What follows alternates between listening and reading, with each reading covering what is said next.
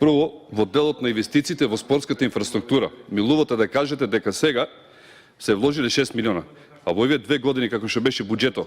Знаете колку спортски објекти се правеа на годишно ниво кога беше владата на ВМРО ДПМН? Од 55 до 60 спортски објекти. Буквално секоја недела се отвараше по едно во неделата спортски објект. Во времето на лошите од ВМРО ДПМН, во делот на парите што ги добиваат сега спортските клубови, и ми е мило и така треба да биде. Знаете како се? Врз основа на проектот ВМРО ДПМН. Заради можноста да се вложува сега преку данот на добивка, ако се сеќават, и преку игрите на среќа и покер апаратите, бидејќи се одвојуваат 2 до 3% од таму. И сега имаме силен буџет во Агенцијата за млади спорт. Него направивме за ние власт да правиме, за да имат спортистите. Ако беше така, можешме да речеме не ни важи сета таа приказна. Сега со ова, значи ние сме го направиле. Добро е што сега спортистите на некој начин им се враќа достоинството, ама треба уште многу повеќе се направи. Ама вие 2 години сала бе камен не удривте.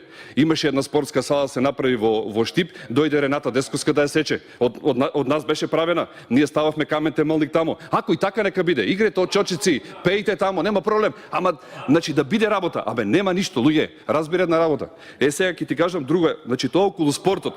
Кој вложил, што вложил и што направил. За аеродрома да ти кажам. Абе Диме Велковски нека се викаше. Горан Сугаревски нека се викаше, само да беше направен. Знаете што значи да имаш аеродром во Штип? Абе Европа ќе дојдеше тука. Европа. Абе види, морате на граѓаните да им се отчетате, да им кажете зошто го соправте како проект. Зошто? 80 Вие го сопрете, имаше 10 години испитување, таман дојде време да се гради, вие го сопревте. Ние не го сопревме, си беше, тамам на времето си беше. Тоа си беше со јавно-приватно партнерство преку турска инвестиција и се си беше завршено. Ги сопревте парите, го супиравте проектот. Заради тоа да не се развива Штип. За да му дадете можност на Скопје се развива. Абе се загушивте тука, дајте навака малку на кај нас. Ќе ви биде полесно и на вас. Кога ќе тргнеш од патот преку Свети Николе, преку Ѓуриште, кога ќе одиш во Штип, ќе имате идеална ситуација. Ќе дојдете на чист воздух, ќе дојдете на добра храна во Штип, на добри алишта, во Астибо, во не знам, во сите модни конфекции. Ќе дојдете во универзитет, ќе можат децата да учат тука квалитетно образование да имат. Болницата ќе се изгради, ќе се растарети некоја ситуација. Многу стратешки работеше ВМРО ДПМН. Не заради Штип, заради регионот и средината кај што наоѓа. Абе, ми зборувате за некои мисловни работи, еден тротоар од 700 метра не давате да се направи во Короман. А што понатаму ќе направиме? Сериозен проблем. Сега да ви кажам, што направивме ние за Штип и за Македонија? 3500 проекти, колега, 3500 проекти. Да ти кажам за Штип. И кај застанавте вие, кај застанавме ние? Еве сега ќе ти почнам. Ќе почнам. Универзитет Гоце Делчев. Феномен. Преку 200 милиона евра се вртат средства и пари. Знаете ли колку луѓе имат сега станови си купуват? Си ги издават, за да може студентите таму да седат. Приватни се направија 2-3 студентски домови. Секој ден влегуваат. Штип е универзитетски академски град. Зборуваме за наука. Професори ни идат, ние зборуваме. Значи Штип, покрај тоа што беше познат заради Макфест, заради борењето, заради кошарката, заради многу други работи. Пастремелијадата, Штип е познат сега. Имаме научни дебати, научни симпозиуми, имаме професори, научници кои се движат и работат таму. А вие сакате да го вратите назад. Да ти кажам и друго. Значи, се прави автопат. Кога се спомнуваше дека ќе се прави автопат, мислевме дали некој размислува дали е можно тоа да не се случи на нас. Не автопат, автопат и пол. Ама дојдовте вие 2 години касните. Друг пат од Штип према Велес. Друг пат Штип Кочани, трет пат Штип Струмица. Не знам дали знаете, има еден пат од Свети Николе преку Немајнци до Пробиштип. До каде размислуваме? Од Врсаково за Тројгирци преку Балван и сега остана еден дел само на кај Мустафино лево за Свети Николе да се поврзиме. Абе ние зборуваме за на луѓето по нивите да им оди асфалтот, а не зборуваме за до Скопје, зборуваме за аеродром. До каде отидовте вие луѓе? Ја враќате Македонија во 15 век. Така ли ќе ја градиме ние државата? За Штип ми се фаќате? Не ви попуштам да ви кажем. Друга работа. Ние сме тие што го удривме темелите на клиничката болница. Ако не бевте вие, до сега ќе беше изградена.